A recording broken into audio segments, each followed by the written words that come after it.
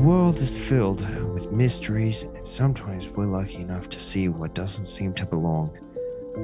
Whether we see a Sasquatch or a giant lake dinosaur, we're going to want to tell our story. There are people who have seen something so bizarre that they are in fact afraid to tell their story. They know if they tell their story, it will be known, and they will be known as a crazy person.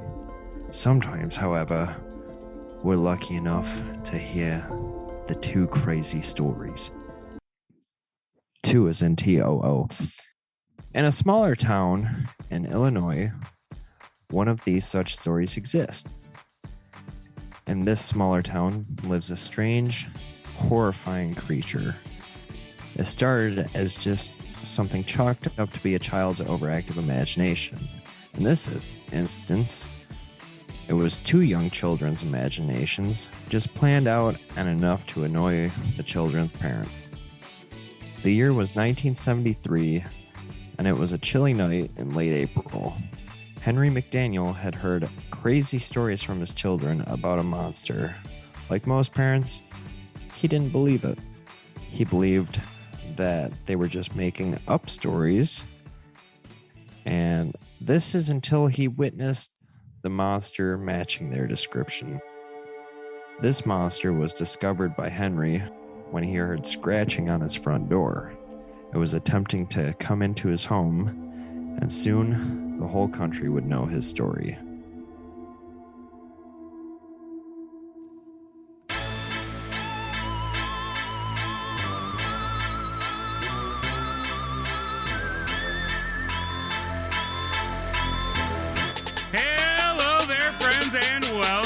To the Paranatural podcast. My name is Ben. And I'm Bruce Springsteen. No, you're not. He's Jake. And tonight, Jacob has a little something for us that, well, I'm not exactly sure what we're going to call this, so... My curiosity is killing me just like a cat would be killed by the curiosity, yeah. Jacob, what have you got for us tonight, bud? It's a surprise. It's a surprise? Yeah. I'm getting dicked on this one. There's a few surprises here. All right.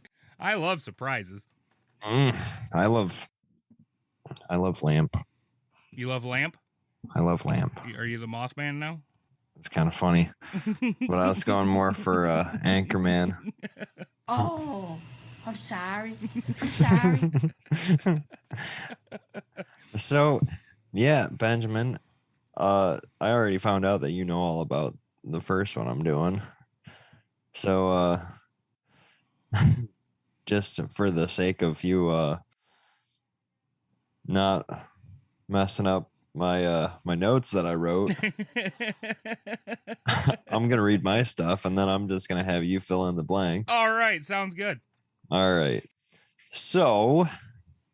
in late April in 1973, Henry McDaniel, a veteran and antiques dealer, heard a crazy story from his children about, for lack of a better term, monster. McDaniel didn't believe the story at first, and it had really good detail when his kids talked about it, but there had been reports recently around the area of like animalistic screams and growls and like grunts and stuff, and some people witnessed a strange looking animal, but they could never get a good look at it. They just knew it looked not right. Damn, nature, you scary. Just about like that. That's exactly what the kids said. And then, of course, they got their mouth washed out with soap for saying scary. So they described it to look almost like a human, but it had 3 legs like me. Also, it was shorter than a... Thanks for not laughing there. It makes me feel better about myself. Oh, I'm laughing. Don't. Also, it was shorter than a grown-up, so unlike me. But yeah, so before this, all those, well, not all those, a few reports of like those noises and a few glimpses, all that stuff. So fear and confusion were beginning to bubble over in the area, and like somewhere along the lines, he thought his kids might have heard a little bit about it and fabricated their encounter. But that's what he thought until the night of April 27th, 1973, still. So Henry is said to have witnessed something horrifying and bizarre on his property. So Enfield, Illinois is where this took place, and he heard a scratch at his door. He goes to check it out, and he sees something that's not exactly right. Surprise, motherfucker. It was that guy, and he had a bat. So what I almost said Henry, and I was looking at Henry. Henry. Yeah, that's clever. Henry the Eighth, I am. Any smart person, he grabs his gun and his flashlight and went to have a talk with this thing.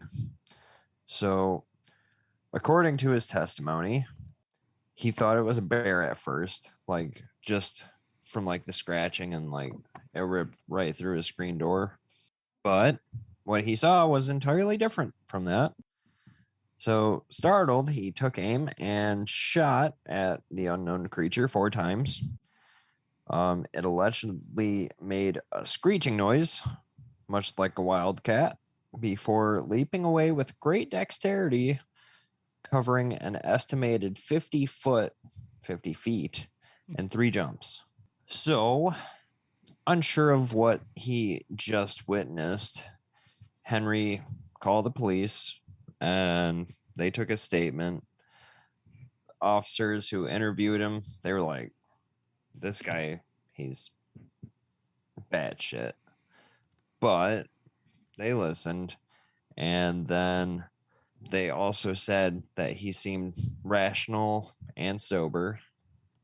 So they looked around the area and they found some very strange animal tracks on the ground nearby. But other than that, they didn't really take it seriously. So Henry, on the other hand, he took his encounter extremely seriously, and he was convinced that what he had encountered was something monstrous. So when questioned about his encounter later, Henry stated that it was unlike any other creature he had ever seen before. And What the fuck was that? again, that's exactly what he said. Like, he got judged pretty hard for the accent or the, but you know, it was a different time back then. So speculation suggested he might have seen an escaped pet kangaroo of a man in Ohio. Henry stated that was not possible as he had a pet kangaroo when he was stationed in Australia. Also, the mysterious creature tracks did not match those tracks of a kangaroo. And the local newspaper covered a story, and then a more well-known newspaper covered that. So here is the article. It's by Dennis Montgomery. It's a cool name. Associated Press writer, Enfield, Illinois. Henry McDaniel says he shot and wounded a monster on his doorstep and is worried it might come back to get even. McDaniel, 50, said he had just returned from a meeting Wednesday night when he heard scratching at his door.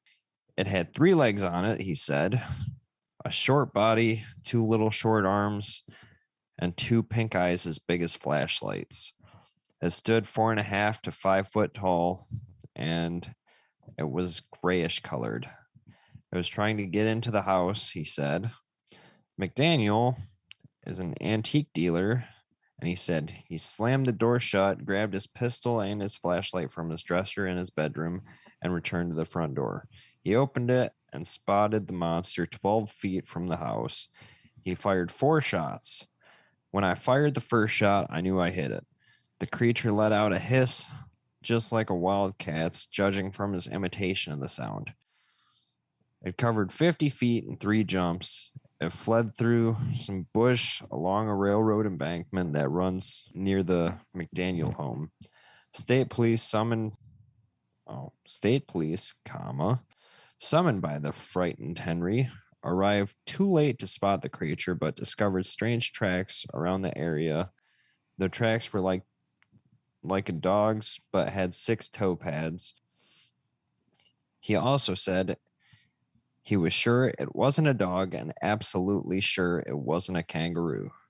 Then another little thing I read is he said when they find this thing, they're going to figure out that it's not the only one of its kind and it's not from this earth. That's a hell of an assumption there, bud. Yeah. So, Benjamin, your turn. What did I miss? So as far as the gist of the story goes, you got the initial encounter. Yeah, I'm so happy. The only thing I would add is to explain, first off, Henry was a veteran. He was stationed in Australia. So you said this, but I'm gonna emphasize. He knows what a fucking kangaroo looks like. Yeah. Yep. And he said there is no way on earth that this was a fucking kangaroo. If you look at the pictures of it, Doesn't look much like a kangaroo. not at all like a kangaroo. Yeah. I will, of course, be putting the picture of this critter in the Facebook group. So if you want to see it, get in there and check it out. But yeah, every drawing picture, everything, it doesn't look like a kangaroo at all. No, it's damn nature you scary. Yeah, big time. It's like this short, stumpy little gray thing with these giant red fucking eyes. Mm-hmm. And it's 3-legged and it's got teeth and it's nothing like the only similarity to a kangaroo. I could see the 3-legged thing because 2 legs and a tail at dark, might look kind of like a kangaroo. The distance that it hopped away is kangaroo reminiscent Capabilities. Yeah. Yeah. But if Henry saw it close enough to shoot it, he would have seen it enough to know whether or not it was a goddamn kangaroo. Yeah. So at first he saw it from his doorstep. Right. And then he sees it from 12 yards away when he's aiming directly at it. So he has to be looking at this thing. Yeah. If he would have just ran inside like a bitch and stayed in there, then yeah, it could have been he just got a weird glimpse and he can't judge it off of that. But something I forgot to say is a later interview, they're like, how did you get so many details from the short time that you saw it? He explains that military training kind of causes you to have photographic memory. Yeah, stressful situations, you just become accustomed to them. Yeah. To where normal people might freeze up or something like that. If you're in the military, you're kind of trained to deal with stressful situations and situations of heightened fear. Yeah, especially under pressure. Yeah. So I believe that it wasn't a kangaroo or a dog. I'm 100% with you. Yeah, now, the other part of this story was that Greg Garrett, who was a 10-year-old kid and a neighbor of Henry McDaniel's, he said that he encountered the creature too, about a half an hour before Henry did, and that the creature had stepped on his feet, which tore his tennis shoes. And the boy later told Western Illinois University researchers that his report was a hoax. So if you look up the Enfield Monster, you'll see the boy's report. But he later came back and said it was a hoax. I don't know how to feel about that because he was a 10-year-old kid. I mean, you gotta think, tear up tennis shoes, he's getting an ass beaten. You gotta come up with something. Well, he said, if I remember correctly, he did say that he just wanted a new pair of shoes. So he decided to make this up to both troll Henry and get a new pair of fucking shoes. Yeah. Which, you dick!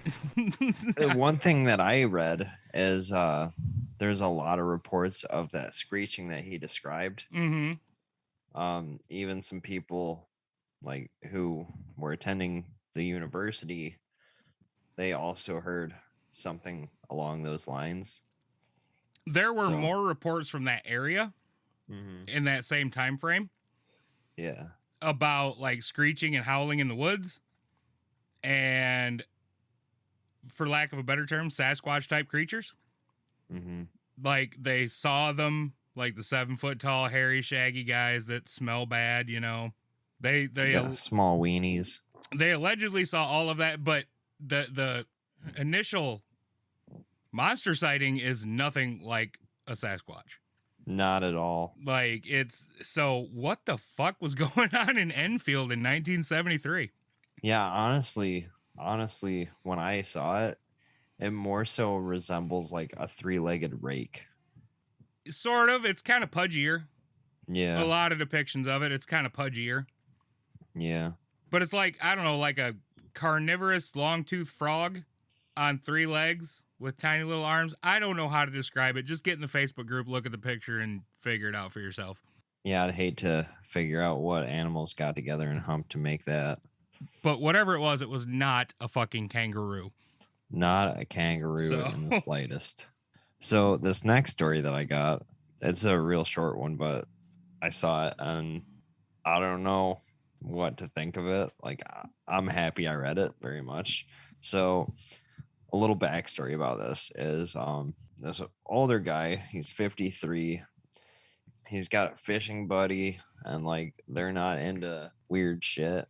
This guy's been a friend for a while, but so-called friend made a grave mistake. So I'm going to read the report here. Larry Sanders, 53, stands charged with first-degree murder after allegedly admitting first to a family member and later to police to killing his friend / noodling fishing partner, Jimmy Knightley, who Sanders claimed wanted him dead and had summoned a Bigfoot to kill him. So the local sheriff, John Christian, told local media that Sanders appeared to be under the influence of something when he had told the police of murdering his fishing friend. But yeah, he strangled his friend to death because his friend summoned a Bigfoot to kill him. Don't tell my lawyer we kill people, man. I saw when you started laughing that you two have heard this story. Yes, I certainly have. And all I can say about that really is that's messed up. And yeah, I want to know. This definitely had to take place in northern Michigan. I don't know. I can't remember. Where did it take place? It didn't say. Okay, so this was in Oklahoma. Okay. Yeah, it could be methed up then. It's definitely methed up. Told the authorities that his friend had summoned Bigfoot. So is he saying that he actually saw the Bigfoot? Yeah, I don't know. I was wondering about that too, but I was happy to read it. This whole story's just messed up. Just straight. Oh, I read that and I'm like, I need to talk about that. Yeah, I saw that too, and I was like, what the fuck? Oh my goodness. I laughed so hard when I was reading it. Strangled his friend because his friend was gonna summon Bigfoot. That boy ain't right. All right. So I'm sure you've heard of this one too. All right, what do you got? All right. It's called the Grafton Monster or the Beast of Grafton. My curiosity is killing me just like a cat would be killed. By the curiosity, yeah. I've never heard of this, I don't think. No? Nope. Well, there's actually 2 of them. One's in Michigan, but the one I'm going to be reading about is the forest near Grafton, West Virginia. So what this thing is it's humanoid and it's very large, like it says white seal-like skin, and it does not have a head. Well. Yeah. So I'm just going to read it right off the site, and it's http mythus.fandom.com. So the Grafton Monster is also known as the Beast of Grafton. It is a large humanoid cryptid that is said to stalk the forests outside of the town of Grafton, West Virginia, a former railroad boom town located in the United States. It was originally sighted in 1964 by Robert Cockrell. I almost mispronounced that to be funny. I mean, what's he gonna do? Beat me with his walker? Who worked as a reporter for the Grafton Sentinel. According to Cockrell, again, I wanted to, the monster was huge and had no visible head and had slick seal-like skin. His account was dismissed by the editors at his work, but news of the monster soon gained popularity throughout West Virginia, leading to a large search party aimed at finding the creature. Today, the monster is still a popular cryptid in the area, and Grafton is a tourist stop for cryptid enthusiasts. Now, here it says appearance. That's pretty much like he said. The monster is claimed to be a large humanoid bipedal creature with no visible head and covered in slick white seal-like skin. It's unclear, though, if it actually has a head or if the head is simply located close to its chest. In an article written by the Grafton Sentinel published June 18th, 1964, an anonymous teenager claimed the creature was 9 feet tall and about 4 foot wide. That's a big boy. It is. That's a big boy. So this is Robert Cockrell's story. June 16th, 1964, at around 11 p.m., Robert Cockrell, a reporter for Grafton Sentinel, blah, blah, blah, blah, was driving along the Tygart River on Route 119, known as Riverside Drive, on his way home from work.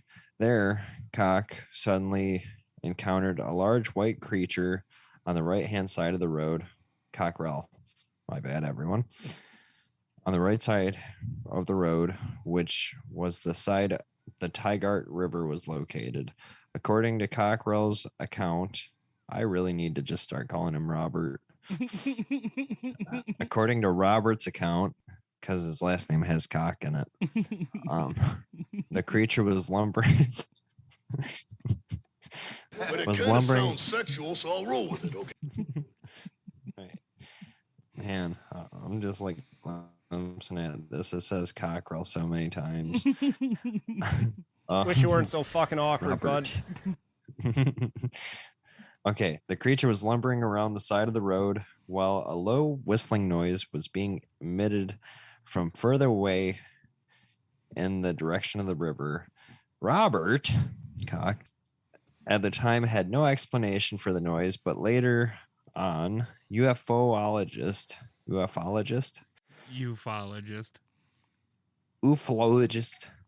Gray Barker believed the creature to be extraterrestrial in origin, suggested that the noise was being emitted by the creature's spaceship. Surprised by the encounter, Robert initially slowed down. Dang it, Bobby. Dang it, Robert. Slowed down, and he was able to see the creature was very large and appeared to be entirely made of muscle. It also had white seal-like fur. All the That other just ones makes no had fucking skin. sense. I mean, it's just bullshit. Fuck. Yeah, it's horseshit. Oh my. And disturbingly, did not appear to have a visible head.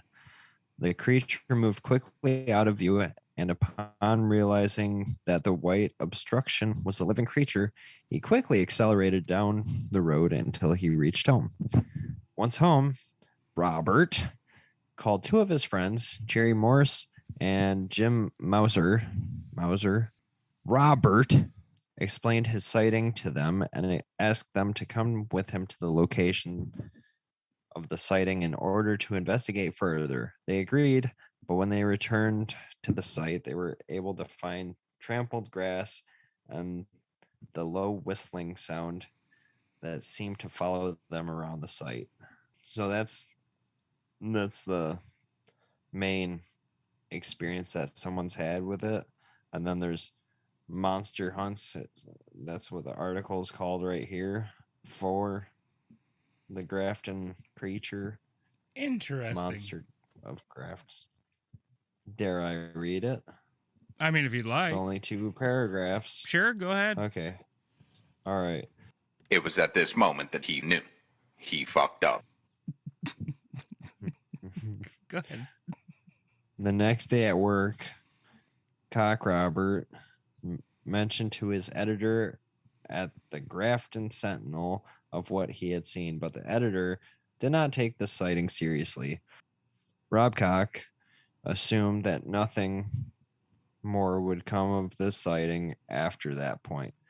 Rob Cock, his friends, however, were fascinated by the idea of a monster on the loose and went around town telling as many people as they could. In a very short time, monster hunting parties formed, predominantly made up of local teens armed with baseball bats and whatever they could find. That's my cup of Don't tea tell right my there. lawyer we kill people, man. These roving groups of teens scoured Riverside Drive near where Rob Cock had initially seen the creature, and soon new sightings were being reported.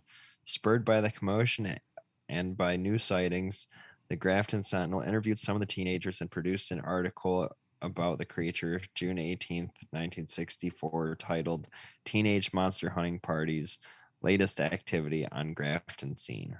I'm bringing myself down there with about a 55-gallon drum of whoop-ass.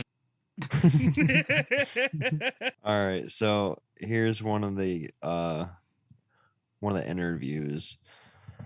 I have seen the creature called the Grafton Monster several times. When I was a young man, and it was very real. My first encounter, I was with my father cutting wood. He had finished, and we were loading the truck when 2 of our dogs started barking. We stood there and listened. Something was walking and getting closer. My dad told me to get the gun from the cab. He carried a double-barrel 10 gauge with 00 buckshot. Ooh, Damn. Yeah. He ain't playing. Yeah. Whatever it was had picked up its pace and continued towards us. All we knew for sure is it was big and wasn't scared of us, the dogs, or the chainsaws. It stopped about 50 yards from us in the trees and went quiet. My dad pulled both hammers back and stood in front of me, told me to be ready. The next thing that happened, I'll never forget. It stepped out, looked at us, took 3 strides in our direction, turned, and walked back to the tree line. That was my first sighting of the beast, and I'll never forget. My second encounter was about 2 months later at night, fishing alone.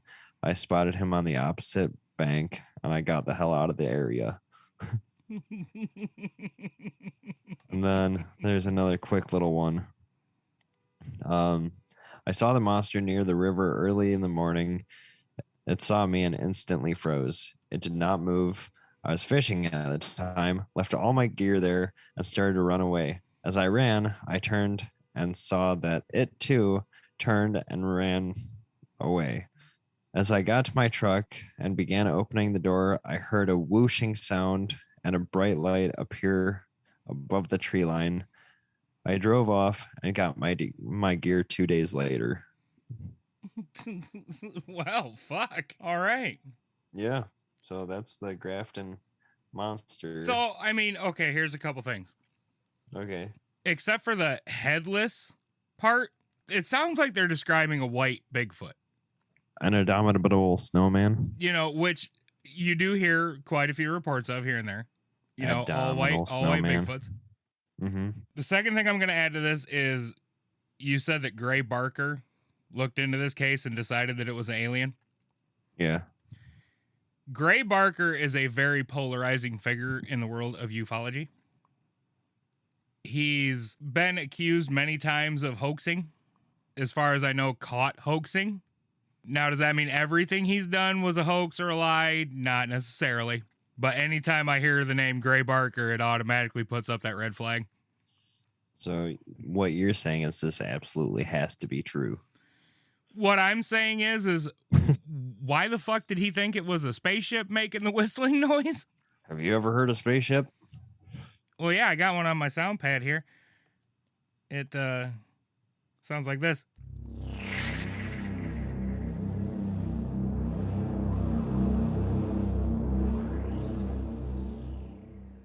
That's me in a very acoustic bathroom. I didn't say it was a good spaceship. Plus, they weren't that high tech back in the 60s. Spaceships might have been. No, they sounded like a Hemi. Oh. Or a Cummins. Cummins diesel. Yeah. They even had the smokestacks on them. But yeah, I don't know. That whole story just sounds like they're describing a white Bigfoot. Without a head. I mean, depending on what angle you see one from, they do got pretty big fucking shoulders, man. Yeah. Yeah. And being 4 foot wide.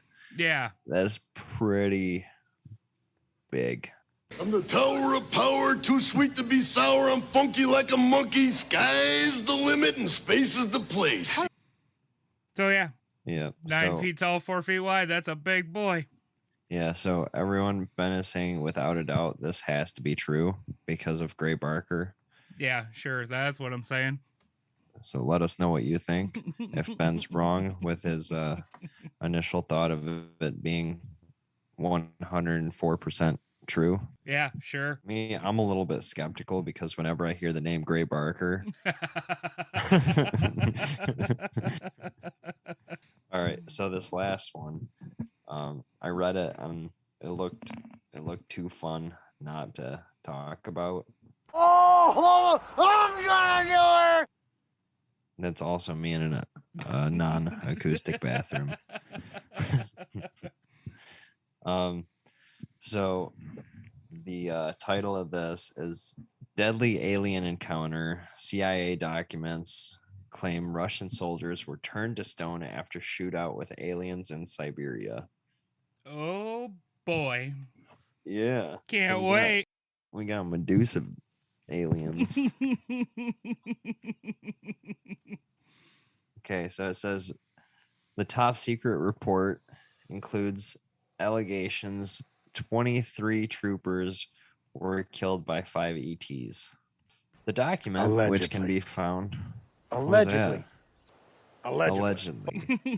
Okay, yeah. So the document can be found on the official CIA website. It is a translation of the report from a Ukrainian newspaper. The newspaper reports of a 250-page KGB dossier. Dossier. I didn't know this was French. It is. Fuck you, Ben. On the UFO attack. No shit. There's a middle finger. I hope everyone can feel it, but it's only at Ben and whoever else stands to me. But yeah, it includes pictures and witness testimonies. And the report stated the flying saucer had appeared over a military unit training in Siberia. One of the soldiers is then said to have taken it down with a surface-to-air missile. Good on you, bud. That's right. Said 5 short humanoids with large eyes and large heads got out. Just 2 soldiers are said to have survived the encounter. Oh, they even have the actual page of it. The report claims 5 beings emerged from the crashed craft, not the macaroni and cheese, and the joined together typo to form a ball of light, and then it exploded, turning 23 soldiers into stone. The report reads, the KGB report goes on to say that the remains of the petrified soldiers were transferred to a secret research institution near Moscow. Specialists assume that the source of energy is still unknown to Earthlings instantly changed the structure of the soldiers' living organisms. They messed up a lot of this, having transformed it into a substance whose molecular structure was no different to that of limestone. I would like to see any evidence of the Medusa flying saucers, please. Like any. Yeah. From a distance, please. Yeah, from a vast distance. The CIA representative stated at the end of the report, if the KGB file corresponds to reality, this is an extremely menacing case. No shit. Well, no shit. Thank you, Sherlock Holmes. This is an extremely menacing case. What the fuck? So here's a screenshot of a page of the report. I'm not gonna read all that useless shit on top, but it's document 199 of 54. But excuse me? Yep, document 000103001. Okay. So, Okay. So they named it Cosmic Revenge.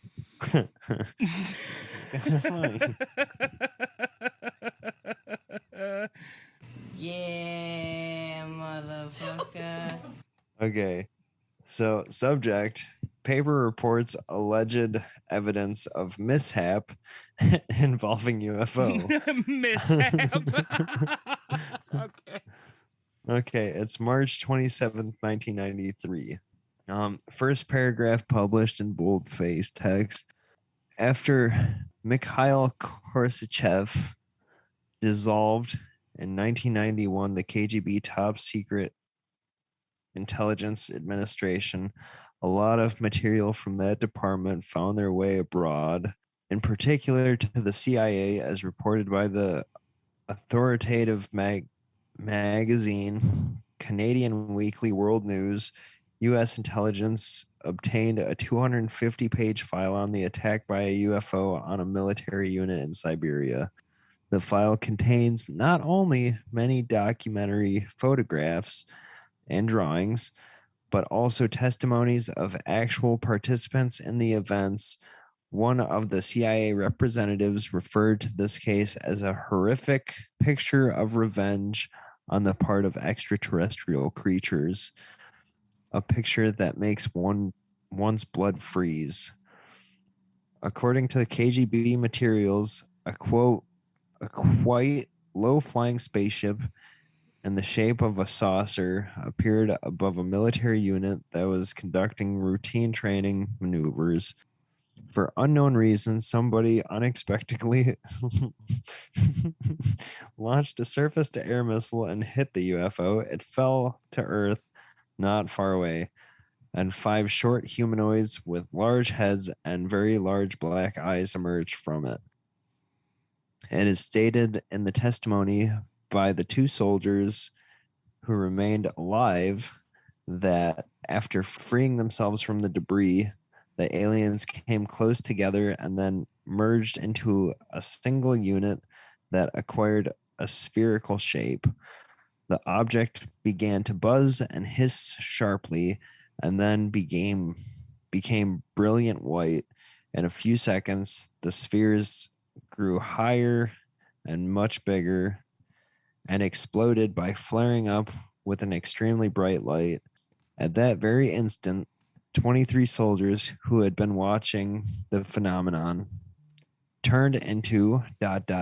stone poles. Only 2 soldiers who stood in the shade were less exposed to the luminous explosion, and they survived. The KGB report goes on to say that the remains of the UFO and the research institution, and the petrified soldiers were transferred. Petrified. That's hilarious. It just means turn to stone. Why is I know. that so funny? I don't know. Wish you weren't so fucking awkward, bud. I think it's because of the Harry Potter, like when they become petrified, and that's all I can think of. They see a giant snake and Oh, the basilisk thing? yeah. Gotcha. I think that's why it's funny to me.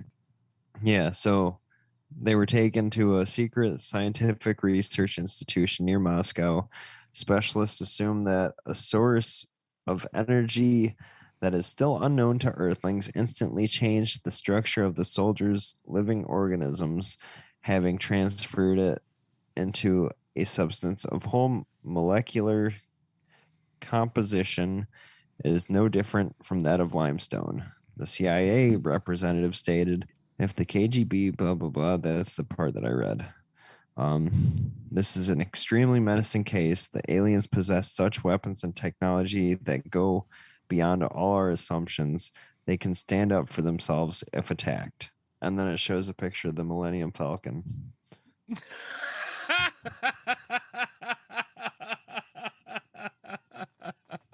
Of course it does. It totally does. Okay. I take all responsibility for my own reactions. It is not explained in the document why the CIA held a translation of the Ukrainian newspaper report on file. According to the UFO website and YouTube channel Lion's Ground, you have to be careful about what the CIA publishes online, as it could be misinformation. And that's the end of that. But I'm definitely going to look more into this soldiers turning into stone. I don't even know what to think about this one right at the moment. Oh, that was funny. I enjoyed it. Like, it doesn't. Why would the aliens have to get their own selves together and turn into a ball of light to turn people to fucking stone? Obviously, you've never watched Dragon Ball Z. You have to be touching each other to make us super duper Saiyan. Super Saiyan God, that's what it is. You're right. I've never watched Dragon Ball Z, but it still doesn't make any goddamn sense. It totally makes sense. Strength in numbers. And then they died too. That's not said. Then where are the aliens? In pieces. That means dead. Usually. You ever cut a worm in half? Are aliens worms? Could be. I mean, I guess we don't know. They're not. I mean, in Men in Black, there's those worm aliens. Those guys were funny. Those guys are hilarious. Fun fact, did you know they're speaking Huttese? The same language Jabba the Hutt speaks in Star Wars? Really? Yes. That's clever. And and just for everyone out there, I'm going to read you what it says I might like. Cycle horror. Cyclist flies into crowd and leaves fan covered in blood and Commonwealth smash. Family matters. Gemma and Luca's family enter villa tonight and share thoughts on romance. That sounds exactly like me. Pool tragedy. Horror as Brit couple found dead in pool of holiday home by neighbors. It's more my speed. Brave Kate. Kate Garraway shares heartbreaking update on husband Derek Draper. No idea who that is. That kind of sounds familiar. Derek Draper. I don't know who that is, but it sounds familiar. I know Chris Draper. Manly ass hockey player. I don't follow hockey, so. Go Red Wings. Yeah, so that's what it says I might like. Well, all right then. Yeah. Also, there's a pregnant lady here. And how to keep my blood sugar below 100. Didn't know I was struggling with that, but all right. And it's an egg with 2 yolks. A boiled egg with 2 yolks. Nice. A double yolker, that's good luck, bud. Is it? Yeah. I've had 2 of those in my life. You had 2 good lucks then. Yay. That explains that this podcast is soon going to have like 100,000 fans. We hope. I'm using my 2 good looks right there. And if you would like us to reach that 100,000 listener luck point, don't forget to go ahead and give us that 5-star rating and review on your podcast player of choice if you can. and share the show with a friend. That will help us to reach a lot more people. Yeah, and we would really, really, really appreciate it, and we appreciate you listening, as always. Yeah, literally, there's people who have like millions of views because they react to stuff. Everyone reacts to stuff. Why watch other people do it? Listen to our podcast and listen to us react to what other bullshit the other one's saying. Yeah. What he said. Exactly. Make this shit blow up. All right, Jacob, is that all you got for our peoples tonight? So I have this growth. I'm going to take that as a yes and say once again, thank you all so much for listening. We really do appreciate it. Share the show with a friend. And good night. You guys make me want to work out so I can look good for you. Say good night, Jacob. Oh, good night, Jacob.